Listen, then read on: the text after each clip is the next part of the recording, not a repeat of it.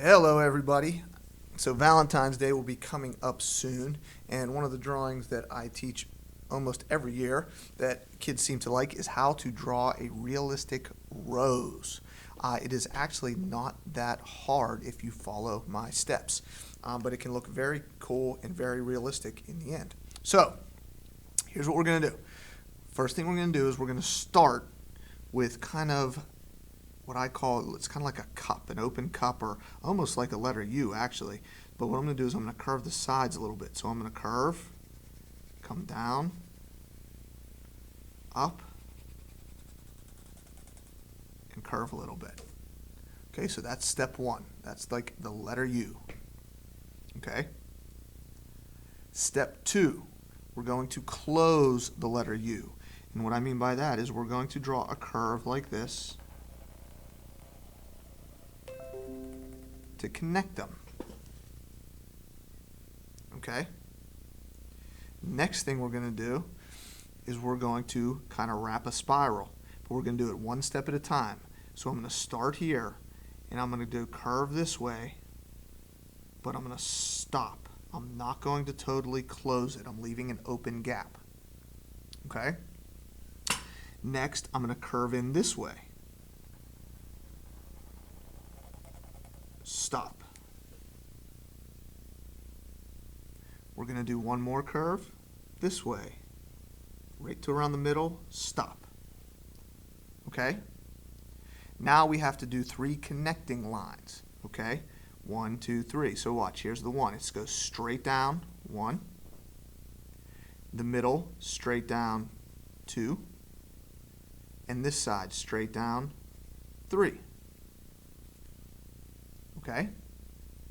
Now we're not done yet. Now we want to add some more petals that are on the outside. This is the inside. So what I'm going to do is I'm going to start back here, and I'm going to come down, and I'm going to curve. So watch how my line goes. It comes down, and it curves around and down into here. Okay? And now I want to add a petal on both sides that looks like it's opening. So the way I do that is I start at the bottom real close to it, but then I come up and out.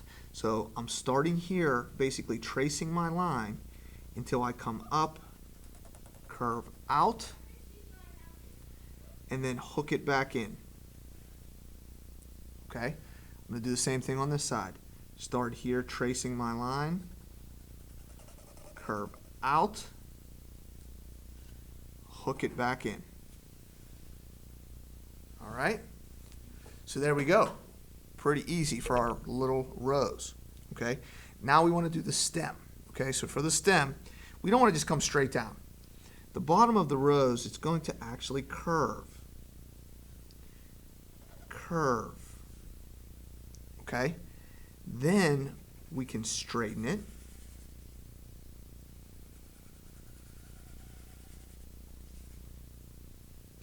And the next thing we want to add is some leaves.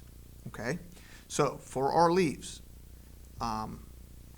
here's what we're going to do. The leaves on a rose are kind of jagged, so we're going to go like this. I'm going to come out. See if I can turn my hand so you can see what I'm doing. Sometimes my hand covers what I'm drawing. In. Out. In. Out. In. See that? Out. And then I'm going to come from here all the way down and in like this.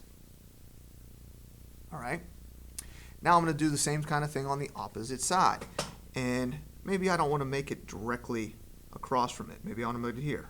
Out, in, out, in, out, in, out. Curve down. Like that. Okay? Now from here, if this is the middle, you would probably have some lines that come out like this. Those are called the veins of the leaf. And the last thing that you would need is some thorns, right? If you ever saw a rose bush, they're jagged. So we want a few little thorns on that bush. All right. Now all we got to do is color it in. So we're going to use hand pressure shading, which we've done before. And you only need a couple colors. Okay, I'm going to use green, brown, and red. I think I'm just going to grab a red crayon, and we're going to do the hand pressure shading. Now, what the trick is here is anywhere there's a fold or a crease, that's where you're going to push hard to make it dark, and anywhere where it kind of opens up, it's going to be a little bit lighter. All right, so I'm going to start down here in this crease, pushing hard, but then as I get to the top, I'm going to get lighter. This crease, hard, lighter. This is a crease right here. So I'm going to push hard.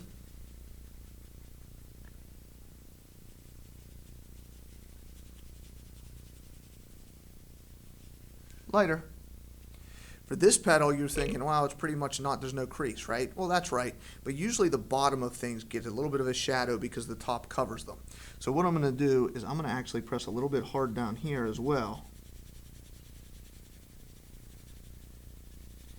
And then lighter as I go up. And I'm actually going to almost leave a little bit of it totally white, because that's such a big petal that I bet you the light is hitting it. Okay? In here, this whole thing's going to be pretty dark because it's wrapped up in there. All right? In here's going to probably start dark, but I bet you around the tip it's going to be pretty light. So you have some tiny dark spots in there. And the same here. This is going to be dark, but it's going to probably have some light spots at the top of it. All right, so there's the top of our rose shaded. Now, for the stem itself, again, because the flower is on top of this, this probably is going to be a little bit dark at the top because the light can't hit it as much. So I'm going to push pretty hard at the top, but then as I come down, I can start to lighten that up. And the leaves are also going to be, if the sun is shining down, they're going to be a little bit darker on the bottom portion, like there, but then lighter where the sun hits. Okay?